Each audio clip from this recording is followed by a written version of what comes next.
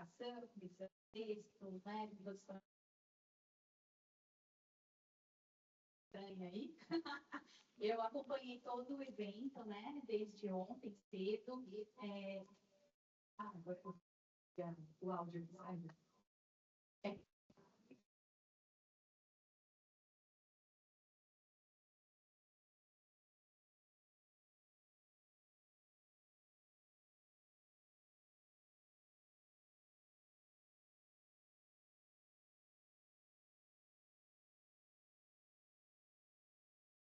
E a vocês também, né?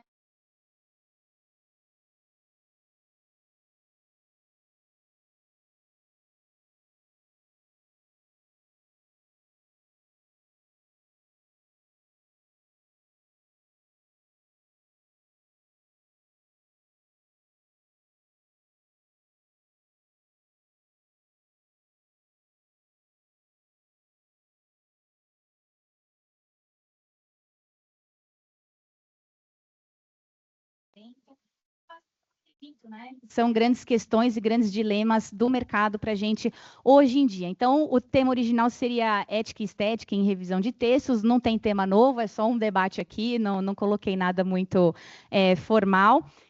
Mas eu acho que, como eu disse a vocês, o tema foi assim satisfatoriamente contemplado, né, durante os 2 dias de evento. Então, o que eu vou falar vai ser esse desdobramento. E eu queria começar falando do primeiro problema, né, que a gente enfrenta no mercado editorial, no mercado de trabalho, né, sobretudo a gente pensando aqui em mercado da revisão de texto, da preparação, se estende à tradução, se estende, né, à produção editorial, se estende inclusive aos designers, né, se a gente for pensar o design editorial, ele passa por debates e questões muito parecidas, muito semelhantes com os que a gente enfrenta na nossa trajetória, como revisores, como preparadores, né? Então, o primeiro problema não vai ser a IA, né? Eu sei que a gente falou muito de IA, falou bastante, é um tema super quente, a gente precisa saber disso, mas não é a IA que te desafia de cara, né? Não é domínio de gramática, não é a sua destreza, assim, em linguística textual. É você ser uma pessoa que presta, sabe? E você encontrar no caminho pessoas que prestam também. Então, na verdade, esse é o maior problema que a gente enfrenta hoje em dia. E eu sei que tem muito estudante aqui, tem muita gente começando, eu sei que tem muita gente no online, né, que está começando, que está querendo entender o que é esse mercado, como é que a gente trabalha.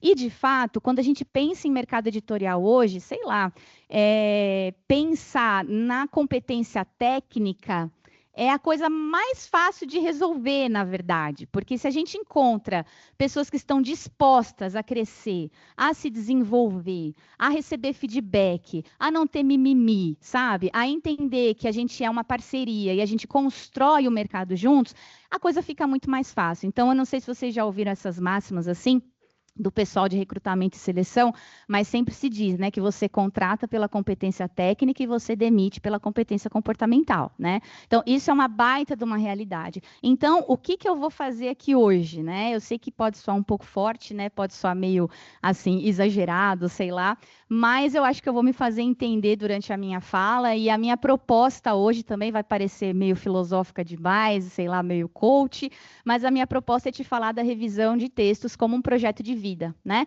E eu tenho tentado estabelecer isso como um norte de fala, né? Nos últimos anos, né? Como a professora comentou, tenho trabalhado com vagas de revisão, com o rodapé, tenho ouvido os dilemas do pessoal, né? Muito direct, muita mensagem, fazendo perguntas sobre como é que eu entro nesse mercado, como é que eu me estabeleço, como é que eu precifico, como é que eu me movimento nesse mercado.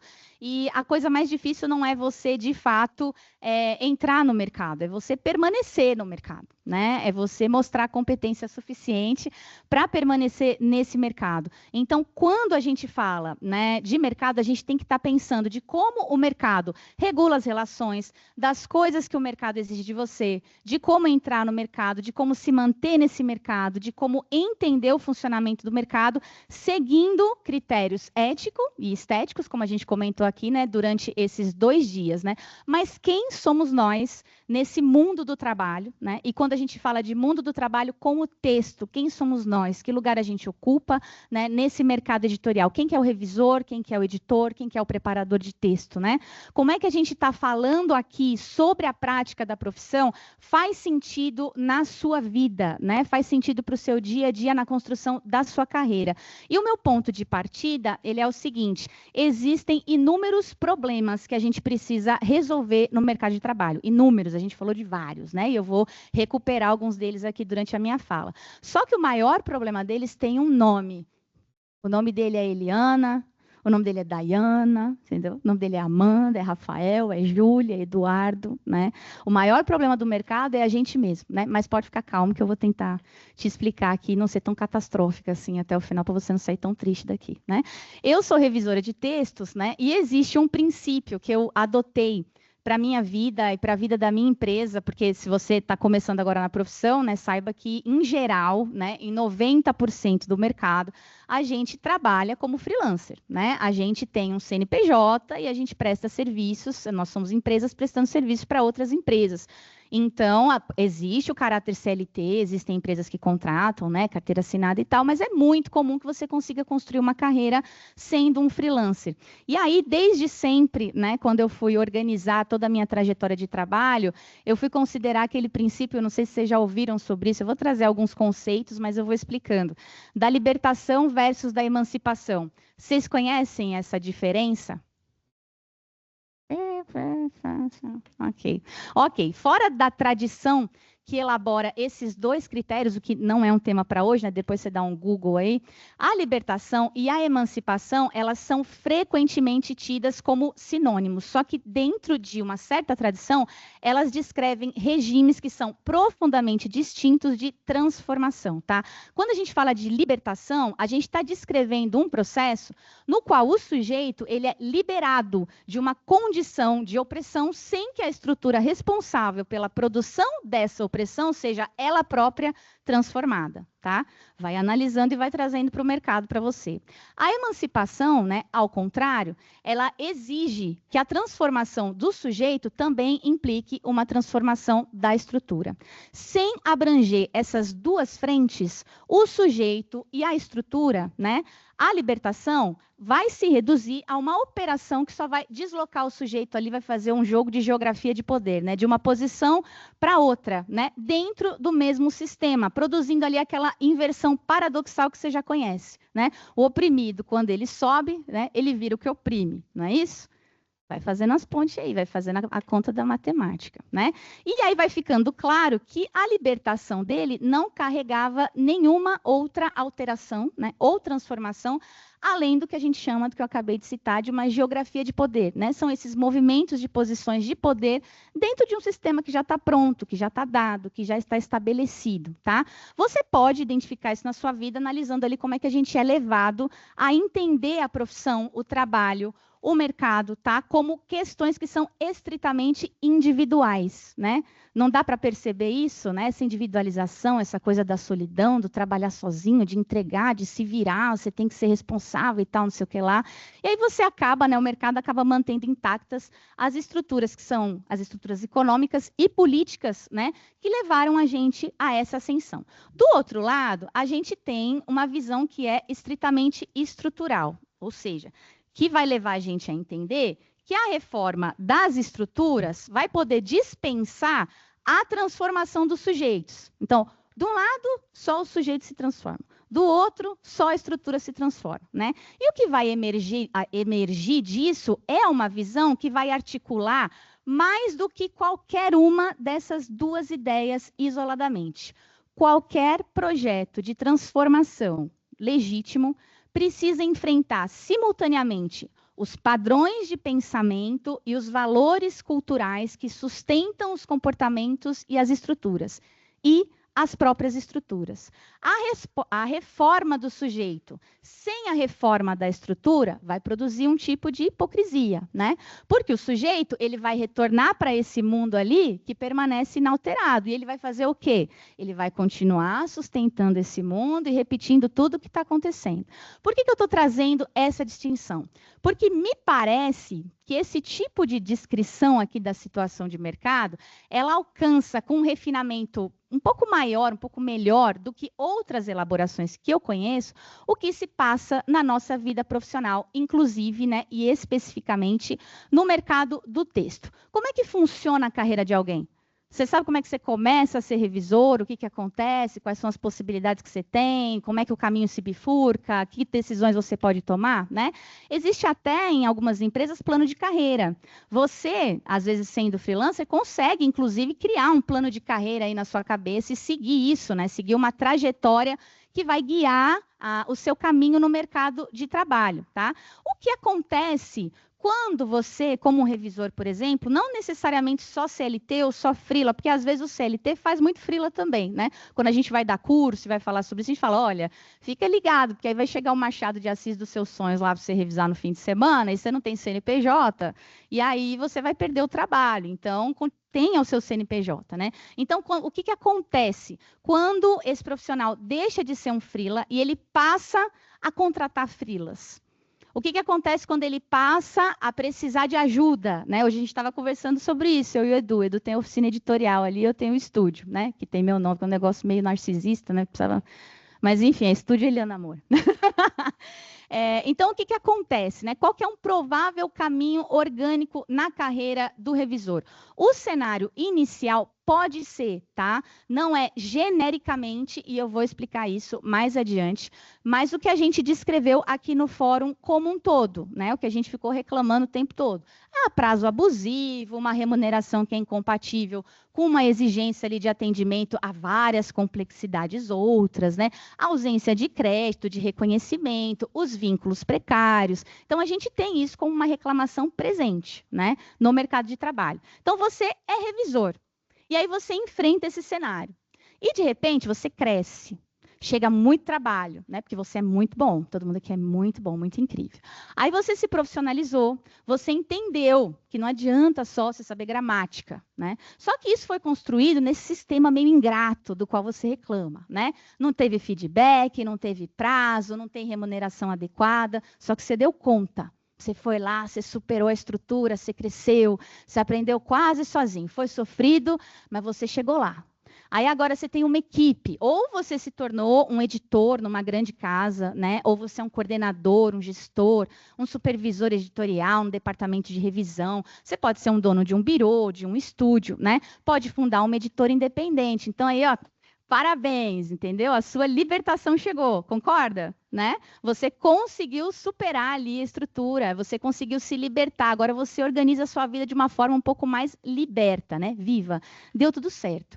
Só que a pergunta que fica é: as condições que você está oferecendo agora, para quem trabalha para você, tá? E aí imagina todos esses cenários que eu acabei de falar, tá? Você como um coordenador, como um gerente, um editor, um dono de estúdio, enfim, ou simplesmente uma pessoa que tem uma equipe de 5 pessoas ali, não é nem nada muito grande, né? Então, as condições que você oferece agora para os seus prestadores de serviço, elas são diferentes daquelas condições às quais você foi submetido? Os prazos que você está colocando, né? A remuneração que você está negociando, o reconhecimento que você está atribuindo, a formação que você está oferecendo, os contratos que você está firmando, tudo isso vai indicar, ou não, uma alteração das condições da estrutura ou somente, o que eu acabei de citar, uma redistribuição das posições no interior de uma estrutura preservada, exatamente igual, e que você mesmo continua preservando. Tá? A Luciana falou da ferida, né? Eu estou fazendo assim. Mas, enfim, isso é muito comum, né? Se você conseguiu mudar a você mesmo, né? Se transformar nesse processo e dar uma mexida nas estruturas, você se emancipou, né? Agora, se você preservou as estruturas, você só se libertou. Para mim, essa chave de leitura me ajuda a perceber que o mercado editorial brasileiro tem produzido, nas últimas décadas, eu tenho aí 17 anos de observação, né? Antes disso aí, não sei, né? Muitas trajetórias de libertação e poucas trajetórias de emancipação. Então, a gente está aqui hoje, talvez, para tentar raciocinar sobre isso e tentar romper ciclos, né? Porque eu acho que essa é a função do conhecimento, essa é a função do conhecimento, né? A gente debate, a gente discute, a gente tenta fazer diferente, né? A maior parte das discussões éticas que a gente conduz entre a gente, incluindo as que a gente conduziu nesse fórum aqui nos últimos dias, têm sido formuladas na chave da libertação. A gente reivindica com reconhecimento, a gente reivindica remuneração, a gente quer dignidade, né? Só que a gente não interroga com a mesma exigência a posição que a gente ocupa quando a gente atravessa esse limiar ali e a gente se torna nós mesmos os agentes de decisão no mercado editorial. Então, a pergunta que essa minha fala aqui está propondo é a seguinte: que tipo de discussão sobre ética e estética da revisão de textos torna-se possível quando a gente desloca o debate do horizonte da libertação para o horizonte da emancipação? Que mercado a gente teria? Né? Que tipo de responsabilidade a gente tem em relação a esse mercado e a construção dele nos próximos anos? Né? Que categorias a gente precisa mobilizar? Que diagnósticos a gente precisa fazer, né? Que responsabilidades individuais e coletivas, subjetivas e estruturais a gente precisa assumir? E, sobretudo, que relação se estabelece no interior desse deslocamento entre as duas dimensões que estão dando título ao nosso fórum, a ética e a estética, né? Como um todo. Será que a gente conhece de verdade o mercado editorial, né? O que eu mais vejo somos nós, né, os libertos, falando das bolhas que a gente conhece. E a gente vai se esquecendo de que a gente não representa todo o mercado, né? A gente é um vislumbre dele. O mercado é absolutamente diverso, tá? Tem gente recebendo R$2 a lauda de preparação e tem gente recebendo 45. Tá? Tem gente recebendo R$12 para traduzir, tem gente recebendo 60. Então, as coisas variam demais. Tem gente que está feliz e tem gente que está arrancando os cabelos, está desistindo, está cheio de post no LinkedIn, não tá? Eu desisto, é muito difícil, socorro e tal. E o outro, estou muito feliz porque conquistei minha promoção e não sei o que, não sei o que lá. Então, a coisa é bem paradoxal, né? Então, como é que você constrói uma carreira que faça sentido e que emancipe as relações? Então, é por isso que eu vou trazer aqui 3 dimensões da emancipação no trabalho com o texto para o mercado editorial: a gestão de si, a gestão do outro e a gestão do encontro. E eu importo esse eixo, né, esse conceito de um selo que a gente montou lá no estúdio, na editora, que se chama Yasnaya, assim mesmo, Yasnaya, né? Esse selo se chama Pessoas e Negócios. E a gente fundou a editora no fim de 2025, a gente construiu lá o nosso manifesto e tal, e parte do eixo, né, que vai fazer funcionar esse selo de pessoas e negócios é esse que eu acabei de dizer: a gestão de si, a gestão do outro e a gestão do encontro. Então, a gente precisa estabelecer um projeto de vida que atenda às nossas necessidades como profissionais, que coloque na nossa mão o poder de conduzir a nossa própria carreira e que torne a gente sujeitos que, ao se libertarem das estruturas com as quais a gente não concorda, a gente não liberte os outros que vêm com a gente nesse movimento, mas que a gente emancipe. A gente precisa emancipar essas relações. A gente precisa se emancipar no geral. E isso gera uma coisa bem complicada, que se chama responsabilidade, né? Se chama escuta. Isso reorganiza as nossas decisões, né? Recategoriza as nossas prioridades, muda o foco das nossas discussões, né?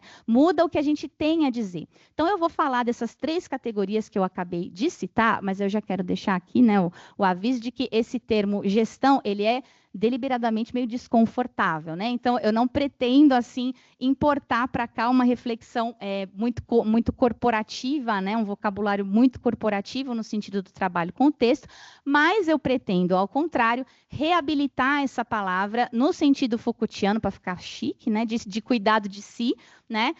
Entendido como aquele conjunto de exercícios, né, por meio dos quais o sujeito ele se constitui como um sujeito ético, né? Ou, dito de outro modo, de modo mais direto, como um agente capaz de transformação. Então, a gente vai começar pela gestão de si.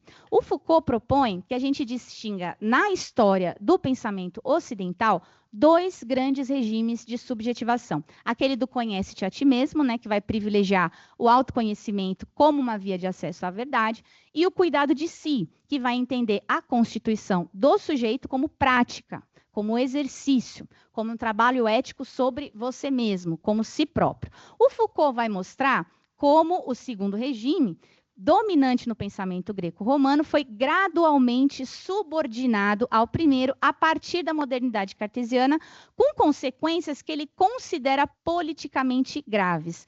Quando a gente reduz a relação com a gente mesmo ao autoconhecimento, a gente perde a dimensão prática, a dimensão ascética da formação do sujeito ético. Então, eu estou trazendo Foucault aqui porque essa discussão contemporânea sobre subjetividade no trabalho, incluindo uma discussão que é muito contemporânea, né, das chamadas soft skills, elas têm acontecido, com algumas exceções, na chave de um autoconhecimento que é mais psicologizado, né? Então, o profissional, ele é convocado a se conhecer, né? A identificar as próprias emoções, a gerir os próprios afetos. E o resultado é que a constituição da gente como sujeitos profissionais foi capturada ali, foi sequestrada por um vocabulário mais terapêutico, que ao mesmo tempo está ali pretendendo emancipar, mas que frequentemente produz um certo tipo de dependência.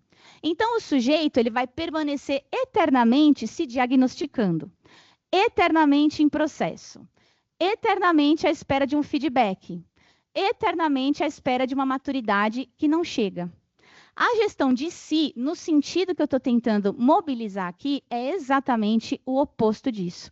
É a recusa desse regime do diagnóstico afetivo permanente. Então, vai implicar que a gente precisa entender que a constituição do profissional emancipado, daquele que vai ser capaz de não reproduzir a estrutura da qual ele veio, que o oprimiu, não vai se produzir por uma epifania. Entendeu? Não é um negócio mágico.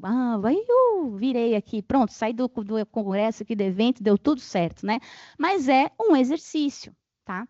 Então, existe um ponto delicado para a gente considerar aqui, porque essa formulação, ela pode soar, assim, para um ouvido mais contemporâneo, meio neoliberal, né? Daquela coisa da produtividade, assim, né? Um sujeito mais autoexplorado, que é indiferente ao próprio cansaço, né? Em nome ali de uma eficácia muito abstrata. Só que não é disso que eu estou falando, tá? O cuidado de si Foucaultiano não é a exploração de si. É exatamente o reconhecimento de que a vida profissional faz parte de um projeto de vida mais amplo e que esse projeto exige que o sujeito esteja em condições materiais, intelectuais e éticas de sustentar esse projeto, ok? Beleza? Próximo item, tá dando para entender? Não, tá parecendo uma discussão, né, na defesa de doutorado em filosofia, peraí. Mas vai fazer sentido, eu prometo. Segundo ponto é a gestão do outro. Então, a gente vai definir essa gestão do outro como uma instauração de responsabilidades. O outro, para Levinas, não é um eu como eu, que é simétrico, que é equivalente. Ele é uma exterioridade, né? Que ele chama de radical, que vai me convocar e que vai exceder a minha capacidade de aprender esse outro. Toda tentativa de fazer do outro uma extensão de mim, uma confirmação do que eu já penso, uma figura no interior do meu próprio mundo, vai ser, para o Levinas, violência ética na origem.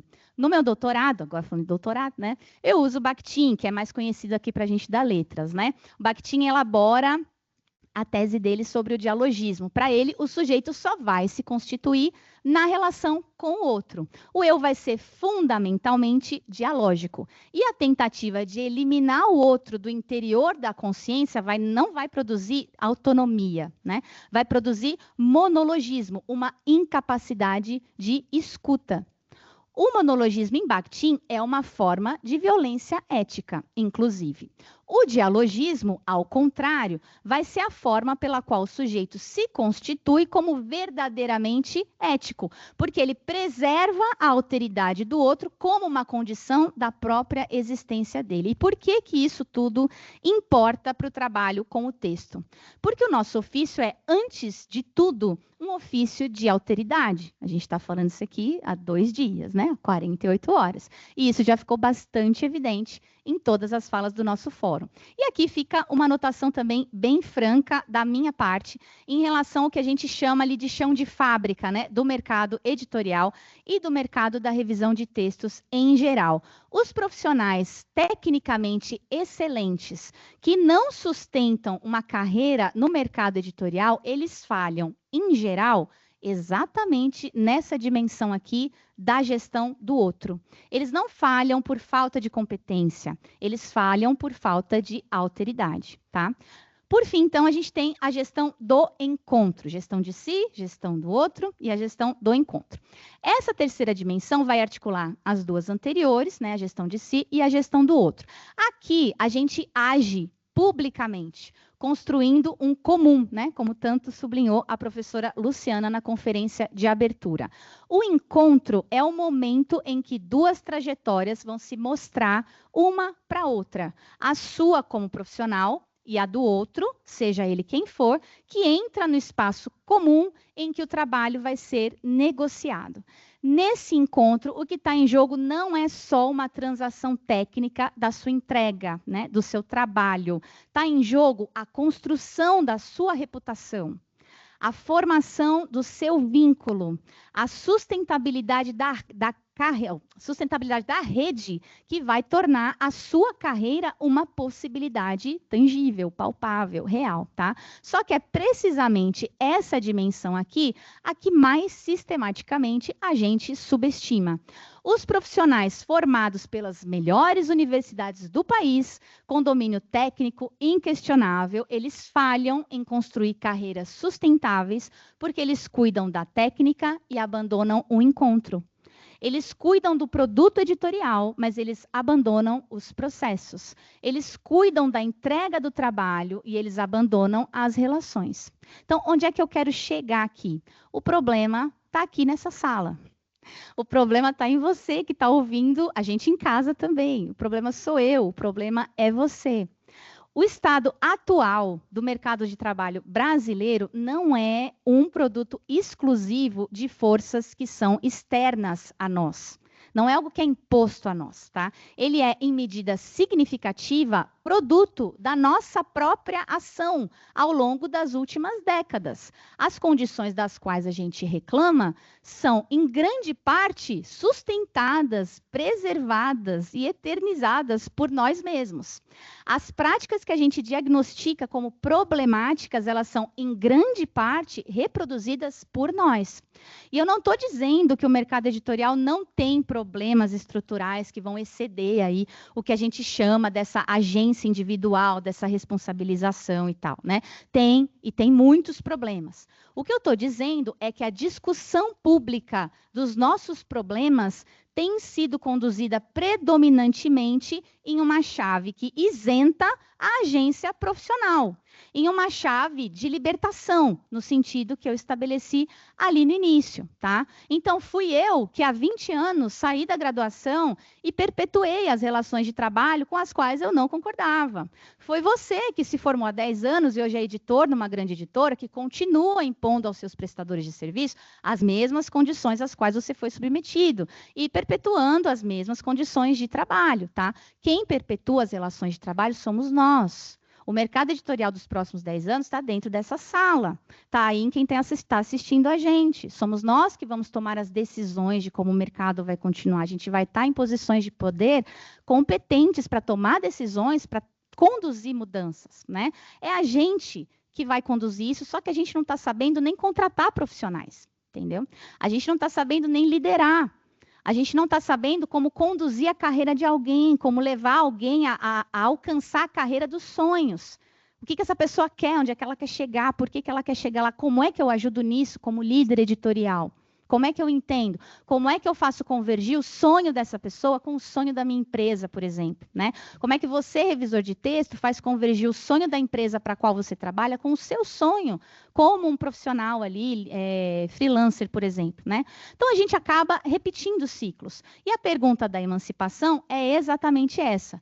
Quem vai ditar na próxima década, as condições do mercado editorial brasileiro? Como eu já disse, é você que está aqui nesse fórum, são os profissionais, né, que estão em formação que a gente orienta, né, nas pós-graduações, nas graduações que tem disciplinas, né, de formação em mercado editorial, são os colaboradores que a gente contrata, são os modelos de relação que a gente estabelece como aceitáveis ou inaceitáveis. O mercado editorial brasileiro, na próxima década, vai ser aquilo que a gente fizer. E a constatação mais dura aqui é que, até aqui, nós temos feito, em grande medida, esse mercado à imagem da estrutura que a gente está acusando como problemática. Então, qual que é a solução? A gente precisa de emancipação. A solução vem do indivíduo para o todo. Quem já leu Tolstói sabe aí, né? Que ele é sempre do indivíduo para o todo que a gente transforma a sociedade. Então, existe uma assimetria que eu preciso nomear aqui para a gente e que toca diretamente no que a gente reivindica no mercado. Os discursos mais recorrentes sobre desvalorização da profissão vão pressupor ali implicitamente que o trabalho que a gente está entregando justifica a valorização que a gente está reivindicando. Só que não é sempre o caso. A gente tem problemas para enfrentar, né? Há anos eu estou colaborando em diversas frentes com processos de recrutamento, né, e de seleção para o mercado editorial. Já são 5 anos e pouquinho. Então, eu conduzo entrevistas, eu desenho avaliações, eu oriento ali processos seletivos, eu ajudo a criar processos seletivos diferentes, mais justos, né, mais humanizados e tal. Eu faço as próprias entrevistas, né, eu seleciono os profissionais. E a constatação que emerge dessa minha experiência é a de que, no mercado, em vez de um superávit, a gente está operando com uma escassez crônica de profissionais que sejam minimamente competentes. E a palavra minimamente aqui, ela não é retórica. Eu estou me referindo a profissionais capazes de identificar uma sequência tipológica num texto.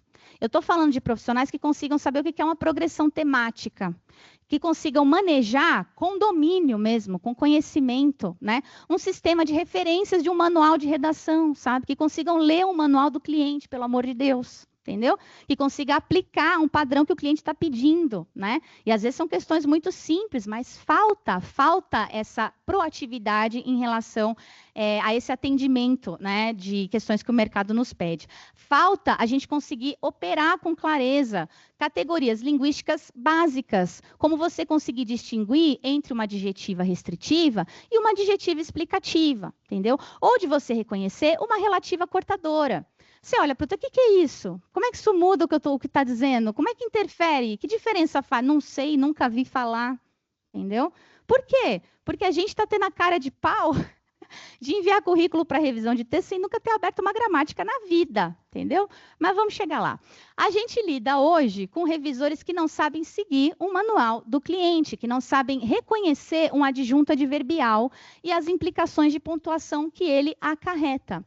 Não é nada coerente reivindicar do mercado uma valorização de competências que a gente não está, em parcela bem considerável dos casos, em condições de oferecer. A gente precisa começar a conseguir reconhecer a nossa responsabilidade nesse cenário que está dado. E aí fica, talvez, uma das maiores dores que eu tenho sentido nos últimos anos nessa relação com a formação de profissionais e o recrutamento e a seleção. A gente precisa conseguir nomear corretamente os nossos dilemas, nomear corretamente os nossos problemas e parar de acreditar nas verdades prontas e repetidas e passar a refletir com base no que está acontecendo de fato, sabe? Se responsabilizar. A impossibilidade de a gente avançar na discussão sobre ética e estética na revisão de textos, ela vem em medida bastante significativa de uma carência de um vocabulário próprio. A gente nem sabe direito do que a gente está falando. A gente trabalha com palavras emprestadas. A gente fala de desvalorização, de precarização, de invisibilidade, de apagamento, que quando migram para o nosso campo, né, editorial a partir de outros debates, vão perder a precisão e vão capturar muito mal os dilemas concretos que a gente enfrenta no dia a dia de trabalho. Por isso, eu quero propor aqui 2 conceitos para organizar essa discussão e talvez a gente consiga nomear melhor os nossos problemas, a endoética e a exoética. São 2 regimes distintos de responsabilidade ética profissional e também diante do texto, tá? Quando eu falo de endoética, eu estou falando de um regime de responsabilidade que vai reger ali as relações entre as pessoas, os agentes que estão constituindo o mercado editorial. Estou falando de profissionais, de equipes, né, de contratantes, de pessoas que dão formação, de instituições. Estou falando também da ética dos fluxos de trabalho, né, dos contratos, dos prazos, da remuneração, da formação, da liderança, do uso interno de ferramentas tecnológicas, das hierarquias de decisão, da divisão das responsabilidades. Em síntese, é a dimensão ética da estrutura que organiza o nosso campo profissional. Na endoética, a distinção que eu falei ali entre libertação e emancipação é bastante operacional, tá? Ela está no chão de fábrica. Quando um editor exerce sobre prestadores de serviço condições idênticas às que ele próprio combatia em uma posição anterior, essa repetição, ela não é eticamente neutra, obviamente. É uma falha endoética. A endoética, então, é esse regime de responsabilidade pelo qual a estrutura é, em cada decisão concreta, reproduzida ou alterada. E é uma decisão sua, a cada decisão, por menor que ela seja. E quando eu falo em exoética, eu entendo aqui um regime de responsabilidade que vai reger a relação entre o profissional do texto e aquilo que vai dizer respeito ao mercado editorial num sentido mais estrito. O texto, o autor, o leitor, o público, a cultura, a circulação social da linguagem. É a dimensão ética que vai se exercer em cada decisão editorial concreta também. A exoética é o regime no qual o profissional do texto se inscreve no debate público sobre o que vale a pena ser dito, lido, preservado, debatido, transformado, posto em circulação. Então, você já parou para pensar que, como revisor, preparador de textos, inclusive na tradução, na edição, você está decidindo o que vale a pena, o que é permitido circular ou não no mercado, né? Muitas vezes é você o último a decidir, sinto te informar. Né? A gente ainda vai falar sobre isso, mas no regime em que a gente trabalha hoje, muitas vezes está na mão do preparador de texto decidir que tipo de conteúdo circula no mercado, porque não tem muita gente com tempo para tomar esse tipo de decisão. Então, a gente toma essa decisão num lugar que não era para tomar, né? E aqui eu abro, então, um parêntese sobre a ideia de invisibilidade do profissional do texto. Se vocês soubessem o quanto o bom mercado... Gente, eu estou falando do bom mercado, tá? Ele procura bons profissionais e ele está disposto a pagar por esses profissionais... Ninguém teria coragem de dizer que a gente está invisibilizado, tá? No sentido de desconsiderado, no sentido de desvalorizado. O mercado está procurando a gente, ele está vendo a gente, né?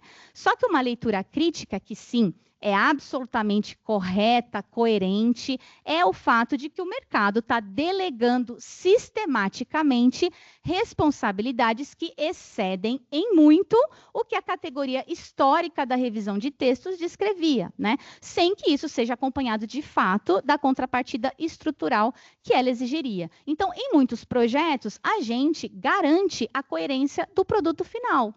Não é o editor, né, que está sobrecarregado ali com uma gestão simultânea ali de 7, 8, 10 livros ao mesmo tempo, né? Muitos títulos. Por isso é que eu tenho desconfiado dessa ideia de que a gente é um profissional invisível ou invisibilizado. Então, não acredite nisso, porque é uma visão muito restrita de como o mercado opera. Eu estou falando que não acontece? Não, né? Vai acontecer, mas numa fatia que é bem menor, significativamente menor do que a gente entende que existe. É uma generalização que, inclusive, é injusta. O que a gente está chamando de invisibilidade é o fato de a gente não conseguir que todo o mercado funcione dentro de uma mesma lógica de remuneração e reconhecimento. Só que deixa eu te falar, Nenhum mercado é assim. Em qualquer carreira, a gente teria gente que ganha 50 mil, foi generosa aqui, né? Tem gente que ganha 50 mil, tem gente que ganha R$ 500, entendeu? Em todo o mercado isso vai acontecer. Então, tenha em mente que hoje nós somos vistos, sim, mas a gente é visto quando a gente atua como profissionais que entendem que as nossas responsabilidades mudaram, tá?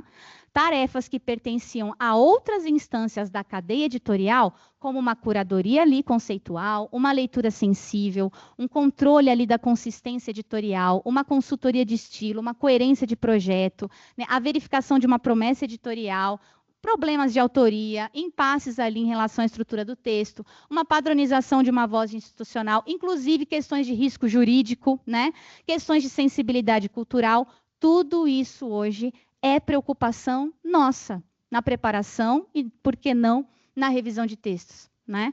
E eu não vou entrar aqui no mérito, né, de debater por que essas responsabilidades também são nossas hoje. E não falta exatamente ao mercado reconhecer institucionalmente a natureza das decisões que a gente já está tomando. Falta a nós mesmos assumir a responsabilidade em relação a essas decisões e ir ao encontro do mercado que demanda esse tipo de profissional. Então, vocês percebem aonde eu estou querendo chegar? A gente precisa deslocar o debate do ressentimento para a responsabilidade individual. Um mercado editorial maduro é aquele que sabe bancar as próprias escolhas, em todos os sentidos. Por isso, eu tenho algumas dicas para você construir uma boa carreira. Primeiro, a responsabilidade pela sua carreira é sua, tá? Não é de mais ninguém. Então, não terceiriza a sua formação. Não fica dependendo de uma graduação que te entregue tudo, por exemplo, né? Se organize para construir o seu conhecimento, né? O que você precisa já está na sua mão. Se você está aqui, você já tem até mais do que a gente tinha 10 anos atrás, né? Sabe o que a gente tem a cara de pau de fazer, como eu comentei, né, lá antes? A gente tem a cara de pau de enviar um currículo para uma vaga, sem de fato nunca ter aberto uma gramática na vida. Tá? Ou sem nem fazer ideia do que seja uma sequência tipológica, um gênero, uma progressão temática. A gente também, fatos reais, desliga a entrevista na cara do recrutador, porque a gente fica ressentido, entendeu? Com o fato de a gente estar se candidatando para um cargo de supervisão editorial sem a gente nunca ter feito um livro na vida. Você quer só testar para ver se vai dar certo, você quer ver se você gosta, num cargo de gestão editorial, né? O que está acontecendo? Entendeu? Eu não sei. Né? Não está fácil, está complicado. A gente precisa se autorresponsabilizar. Ao mesmo tempo, profissionais extremamente técnicos e competentes não se sustentam no mercado porque eles fazem uma leitura equivocada de si mesmos. Às vezes é gente chata, entendeu? Que não consegue ir muito longe, não consegue se relacionar, não consegue negociar, não consegue conversar, não consegue não se ressentir. Tudo vira um grande problema. Tudo vira motivo de processo, entendeu? O mundo do trabalho é um mundo de gente grande, né? Como diz um amigo meu. Ele não vai mudar para se adaptar a você, tá? E olha, ser você é uma coisa gigantesca no mundo de hoje, né? Ter autenticidade, porque é você que muda e leva o mercado junto, não é o contrário, tá? Então, será que os problemas do mercado, eles são de fato os principais problemas do mercado? Será que, de fato, assim, para valer, 100% dos problemas estão ligados ao fato da gente ser invisibilizado, da gente ser apagado, da gente ser mal remunerado, de existir desvalorização, de existir precarização? Sim e não, né? O sim, vocês ouviram aqui durante 2 dias. O não, eu estou dizendo agora, né? A gente precisa entender a responsabilidade que a gente tem em relação a nós mesmos e ao mercado. Eu não sei se vocês conhecem um autor chamado Tolstói. É um autor russo do século XIX que eu estudo no meu doutorado. Para ele, ou a arte é ética, ou ela nem é arte. Então, a parte ali dos desdobramentos desse debate para o campo da literatura, eu queria fazer um trocadilho para a gente aqui hoje. Ou o trabalho é ético, ou ele nem é trabalho. Eu vou explicar isso com base em como Tolstói trabalha com a ideia de contágio. Ele recusa 3 definições dominantes da arte na estética europeia oitocentista. Primeiro, a definição pela beleza, que vai reduzir a arte àquele prazer estético. A definição pela forma, que vai reduzir a arte à autossuficiência da composição. E a definição pela imitação, que vai reduzir a arte à reprodução fiel da realidade. Em substituição a essas três categorias, o Tolstói propõe uma definição que vai articular simultaneamente uma ontologia, né, o que faz com que algo seja, de fato, arte, e uma normatividade, né, que critérios vão distinguir uma boa arte de uma arte ruim. A arte, para Tolstói, é a transmissão sincera de um sentimento autêntico de uma pessoa para outra, de modo que esse sentimento se reproduza no receptor.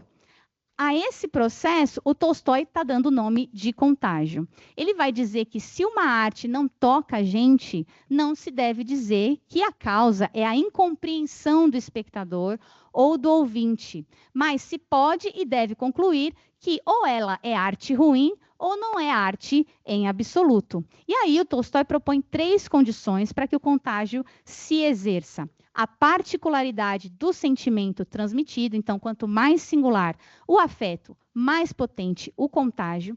A clareza da transmissão, quanto mais nítido o sinal externo, mais eficaz é essa repetição. E, sobretudo, a sinceridade do artista, isto é, a maior ou a menor força com a qual o artista experimenta os sentimentos que transmite. Sem essa tríade, o que parece arte é, em rigor, uma falsificação. A arte, ela é ética porque ela é o regime de produção de um certo tipo de comunhão humana, tá? Essas palavras são de Tolstói. E a estética é exatamente o conjunto dos procedimentos pelos quais essa comunhão se torna possível. Uma não vai operar sem a outra. A separação entre as duas, que é defendida pela tradição da arte pela arte e pelo formalismo, é, para Tolstói, uma marca da decadência estética, tá? Não é uma posição teórica neutra, mas é um sintoma de um campo artístico que se afastou daquela função social da arte. E eu acho que você já deve estar entendendo onde eu estou querendo chegar, né? Sobre essa formulação tolstoiana, em diálogo com a tradição da estética da recepção, sobretudo de Wolfgang Nieser, e com o dialogismo bakhtiniano, eu tenho construído na minha pesquisa a categoria da ficção ética. Pela ficção ética, eu estou designando um tipo específico de narrativa cuja força estética se confunde organicamente com uma vocação moral explícita. Então, são narrativas que não apenas representam dilemas éticos como tema, mas que organizam em sua própria forma uma experiência ética para o leitor. Uma experiência que o convoca em algum nível a uma escolha, tá? A categoria, ela não pretende substituir as classificações genéricas mais tradicionais, essa categoria da ficção ética, mas eu quero operar em paralelo com elas como um critério tipológico que é capaz de distinguir dentro de campos genéricos diversos, obras ali cuja construção formal está organizada pela articulação entre a forma e a responsabilidade ética. Então, a tese que eu estou defendendo nesta minha fala de hoje é a de que essa categoria, formulada para o domínio da literatura, ela ilumina diretamente o trabalho do profissional do texto. Eu defendo que o trabalho de revisão, de preparação, de edição, de tradução, todo o trabalho profissional com o texto é, em sua estrutura interna, ético, estético, no exato sentido em que Tolstói formula a arte. Cada decisão editorial é simultaneamente uma decisão estética e uma decisão ética. É estética porque vai dizer respeito ao modo como uma forma produz um efeito. É ética porque ela diz respeito a que efeito se quer produzir, em quem, com que finalidade, com que responsabilidade pelas consequências. Você leva isso para o mundo do trabalho e você vai ter muitos dos nossos dilemas nomeados e talvez até respondidos. Que tipo de trabalho você está oferecendo ao mercado? Qual tem sido o seu pressuposto de contágio? O que você está promovendo no mercado? Que sentimento você está causando com o seu trabalho? Eu não sei se vocês já ouviram alguém falar sobre isso, mas a pergunta mãe da obra de Tolstói é como é que a gente vive? Tá? Estão perguntando isso até hoje, né? Então, como é que a gente vive? Como viver? E agora? O que a gente faz? O que a gente está fazendo aqui? Em Tolstói, a arte autêntica vai transmitir sentimentos.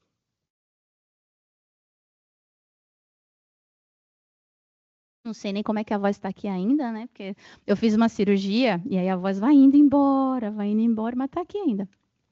Em Tolstói, a arte autêntica transmite sentimentos capazes de melhorar a vida coletiva e transforma o leitor em alguém convocado a uma escolha moral. Então ficam as perguntas: que decisões você tem tomado no mundo do trabalho em relação a você, ao outro e aos encontros que esse mercado promove para gerar experiências humanas que não só sirvam para representar um tipo de mundo que já está dado, mas que pergunte que tipo de mundo ainda é possível construir, tá? Que valores podem ser transmitidos, que formas de vida podem ser sustentadas. Quais são esses valores? Você consegue responder essa pergunta? Você tem critérios éticos? A gente compartilha mesmo os valores que a gente diz que compartilha? Como a gente, como profissionais da cultura e do texto, decide que tipo de mundo ainda vale a pena pôr em circulação? Quem define isso? Eu acho que sou eu acho que é você, né? Somos nós que estamos ali trabalhando nessa linha de frente. Com que critério a gente decide o que preservar, o que transformar, o que recusar? Qual a responsabilidade nossa nisso tudo? A chave de leitura que eu quero propor, situada no trabalho editorial, é algo chamado de ética da diferenciação, aproveitando o nosso tema, né? Ética e estética, que vai ser a capacidade de distinguir regimes de responsabilidade, pressupondo uma formação técnica, um repertório cultural e também maturidade, tá? A ética da diferenciação opera reconhecendo que nem toda decisão é da mesma natureza e que tratar todas as decisões com a mesma chave de critério é um erro ético estético. E olha, falta maturidade no mercado editorial. A ética da diferenciação vai ser o nome, então, dessa competência ético-estética madura. Ela não se aprende em manuais. Ela te encontra na prática, na formação contínua, na convivência com pares qualificados, na exposição a dilemas que são concretos, na reflexão que a gente faz de maneira coletiva. E é exatamente ela que está em falta no diagnóstico que eu tenho proposto dessa conferência aqui, né, no campo profissional brasileiro. A gente não tem um déficit predominantemente assim de técnica gramatical, embora a gente tenha esse déficit também, né, como eu argumentei. A gente tem um déficit de capacidade de diferenciação ética. Qual seria, então, a solução dos nossos dilemas? Eu acho que é a construção de uma comunidade profissional mais madura. A gente tem técnica necessária, mas ela está insuficiente. A gente precisa de repertório, de leitura de mundo e de consciência histórica. A resposta para os nossos dilemas, se ela vier, eu espero que venha, ela vai ter que ser construída decisão por decisão, no trabalho coletivo da próxima década. Não existem atalhos para a emancipação. Não existem atalhos teóricos para essa articulação ético-estética que eu estou propondo aqui. Não existem atalhos pragmáticos para a transformação do mercado. Existe apenas a prática de nós, profissionais, que assumem individual e coletivamente a responsabilidade por aquilo que está agora exatamente diante da gente. É isso.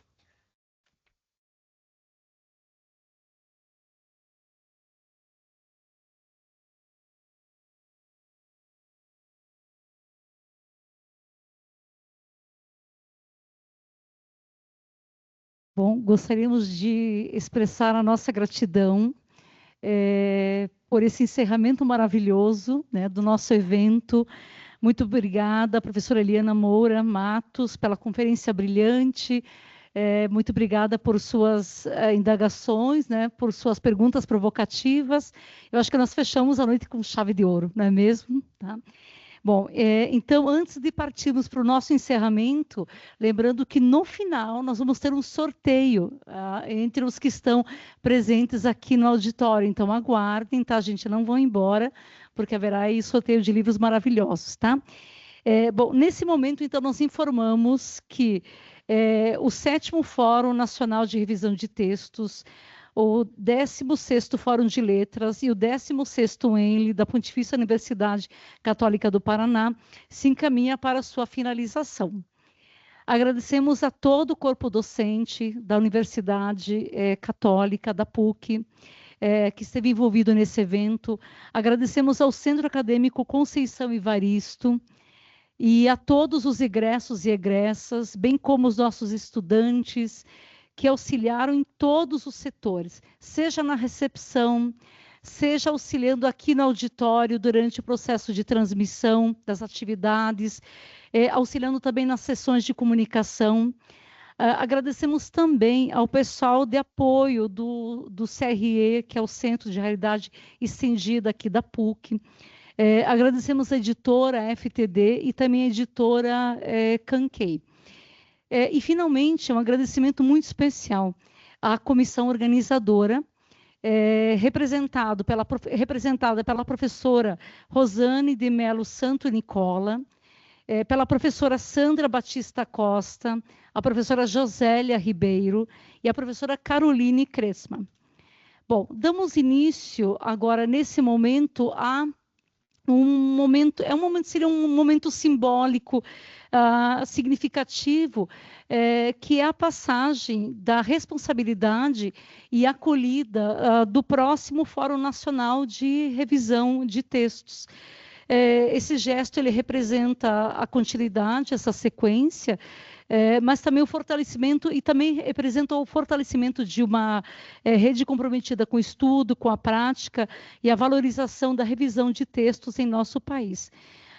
Para esse momento de transição, de passagem de bastão, eu chamo a professora Rosane Nicola.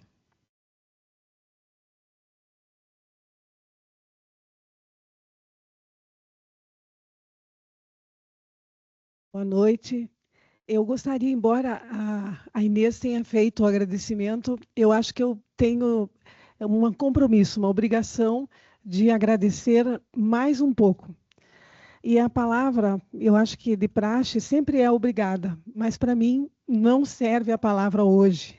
Algumas palavras elas expressam um pouco menos do que a gente está sentindo. Não sei se você percebe isso. E para mim a palavra tem que ser gratidão hoje. Eu quero dizer que ela é muito forte para mim, muito profunda, e ela expressa melhor os sentimentos, porque por meses a gente vem atuando com esse evento, pensando esse evento e recebendo apoio. Eu acho que não é possível a gente só agradecer ao corpo docente da casa. Há muito mais do que isso. Eu quero fazer um reconhecimento sincero por tudo que eu vivi, construí e compartilhei com colegas e com pessoas que eu não conhecia e que passei a conhecer por conta deste evento. Eu quero dizer a palavra gratidão ao corpo docente do curso de Letras primeiro, como já foi dito, por esse trabalho incrível e dedicado que os 13 professores têm aqui. Somos só 13 professores do curso de Letras, todos dedicados. Gratidão à professora Josélia Ribeiro, coordenadora do curso, aos nossos estudantes, e os egressos, porque temos muitos egressos aqui ajudando, de quem tanto nos orgulhamos, porque se colocam à frente, aceitam desafios e são filhos mesmos da PUC. Eu quero agradecer a eles porque nas monitorias de salas, nas transmissões, na recepção, são substitutos de profissionais que fazem isso e que custam muito caro e que a gente conseguiu fazer porque eles fazem. Eu quero ter gratidão aos diferentes professores, pesquisadores e profissionais convidados para as palestras, para as mesas redondas, para a coordenação de sessões de comunicação, porque atravessaram o país e vieram para cá por seus custos. Gratidão ao público que está presente neste auditório até este momento e àqueles que estão nos acompanhando desde ontem, de forma online. Tivemos inscrições de 66 cidades, de 21 estados, de 2 países. A PUC Paraná sente-se muito honrada com a participação de todos vocês. Finalmente, mas não menos importante, a minha profunda gratidão às jovens estudantes da Universidade Federal do Paraná. Essas jovens foram ousadas, foram comprometidas e assumiram o desafio de acolher em Curitiba este 7º Fórum Nacional de Revisão de Textos. Isabela Bode da Silva, Gabriela Esmeraldino, Ana Carolina Martins e Paloma Schlemper. Sem elas, este evento não chegaria a esta casa. Por intermédio da professora Ana Elisa Ribeiro, elas entraram em contato comigo e começamos a costurar este evento ainda em novembro de 2025.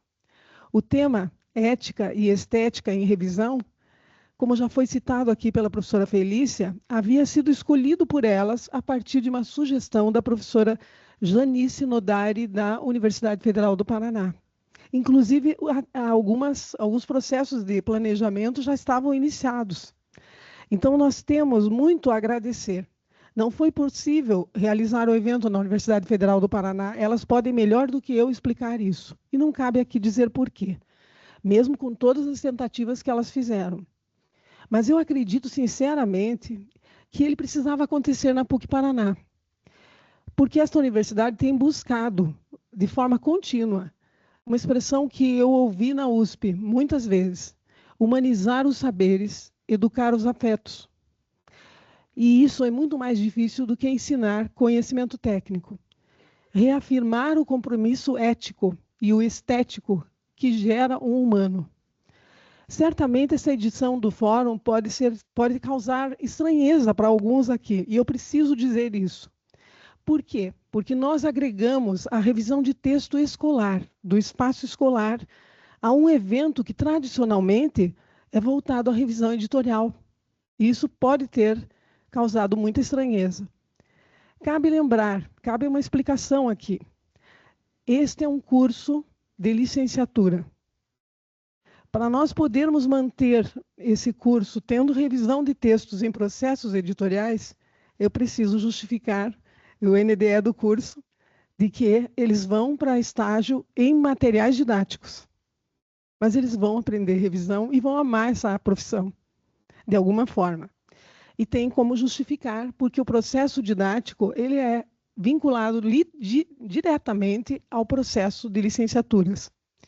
Então, cabe eu comentar também que no curso de licenciatura, nesse contexto revisional, embora ele seja sustentado por perspectivas teóricas muito diferentes, distintas na relação professor-estudante, distintas na relação autor-revisor no campo editorial, cabe dizer que eu acredito que se o nosso professor estivesse com mais formação, como tem o revisor, nessas pesquisas, no que nós vimos aqui nas mesas redondas, nós teríamos mais do que disse aqui a professora agora há pouco, a professora Eliana.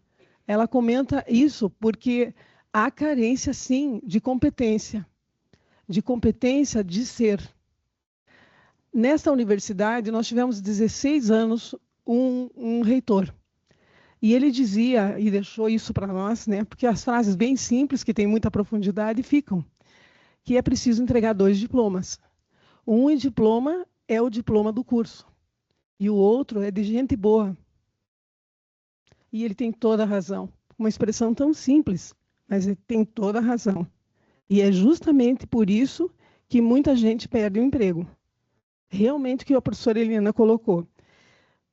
Finalmente, eu quero comentar que a relação de poder que o professor tem com o aluno quando faz a revisão, mediada por nota, e hoje até pelas possibilidades de controle, de monitoramento associadas à IA, pode transformar o futuro docente, porque a partir da aprendizagem do campo editorial, quando ele percebe que a relação entre autor e revisor é diferente, ela tende a se constituir de forma muito dialógica, muito negociada, muito colaborativa, muito cuidadosa, porque o revisor não tem poder.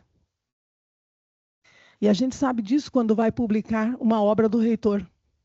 Quando tem que entrar na sala do reitor e dizer para ele, olha, precisamos rever esta obra. É preciso ter muita coragem, precisa ter muito motivo, justificativas para isso. Então, eu gostaria muito de dizer, de explicar essa estranheza que pode ter causado, mas que a gente quis sempre que se aproximasse o estudante de letras da licenciatura daquele profissional de revisão e vivesse um pouco esse processo para entender essa perspectiva dialógica.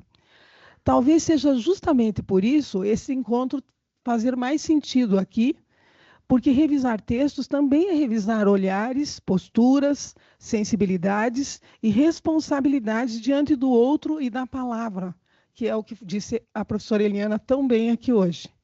Então, com tudo isso, com toda essa reflexão que fizemos aqui durante esses 2 dias, quero muito ter gratidão por esses 2 dias que, para mim, sinceramente, coroaram 10 anos de dedicação preocupada com revisão de textos e com a profissão. Muito obrigada. Eu quero passar o bastão, como a gente costuma dizer, né? Passar o bastão para o próximo evento. Em 2028, daqui a 2 anos, este evento será na PUC-Rio. Será na PUC-Rio. E nós teremos o prazer, né, com o professor Felipe Gomberg, de lá, de nos receber e nos colocamos à disposição para nos ajudar, né, aqui e contribuir com ele também. Então, muito obrigada. Eu vou passar a palavra agora para a professora, para a Inês, para devolver aí, e nós encerrarmos com o sorteio. Isso? Obrigada. Obrigada, Rosane. Eu vou chamar agora a professora Josélia, que é a coordenadora do nosso curso de letras, e que ela vai organizar o sorteio, né, de livros. Então, Josélia, agora é com você, é o critério. Vamos fazer o sorteio. Eu tenho aqui o material, eu vou querer ajuda assim, porque vejam, nós vamos fazer o sorteio, mas nós não preparamos aqueles numerozinhos tradicionais. Então, eu vou pedir ajuda no sentido de cada um falar um número, tá? Daí eu vou pegar o celular e vou sortear pelo celular o número. Pode ser assim? Bem rapidinho. Então, cada um vai falando um número. Tá. 1, 2, 3, 4, 5, 6, 7, 8, 9, 10, 11, 12, 13, 14, 15, 16, 17, 18, 19, 20, no Ian, 21, 22, querida, 22, 23, 24, 25, 26, 27, 28, 29, 30, 31, 32, 33, 34, 35, 36, 37, Felícia, 38, Poliana, 39, 40. Ah, tá bom. 40. Daí aqui, 41, 42, 43, 44, 45, 46, 47, 48. Um celular para fazer o sorteio. Mariana, pega aí. Primeiro, eu gostaria de comentar o seguinte. A editora Parábola, infelizmente, não pôde estar presente conosco, mas, gentilmente, enviou e-mail ao professor Everton, que coordenou aí a exposição das editoras. A Parábola, gentilmente, está ofertando para todos os participantes do evento 20% de desconto em todo o seu acervo do site. Mas a gente tem também, por favor, Gibril, dá para... O Gibril, ele vai...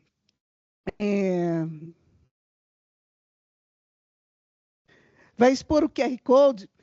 Pelo QR Code, vocês já podem acessar o site. E também, o que é interessante é que a Parábola tem uma coleção direcionada para revisão. E essa coleção está com 20% também. Tá? Olha aqui, essa coleção, né? Com 20% em todo o site, com frete grátis para os participantes do evento. Tem aqui o QR Code, que está pequenininho, mas vocês também vão receber por e-mail, tá certo?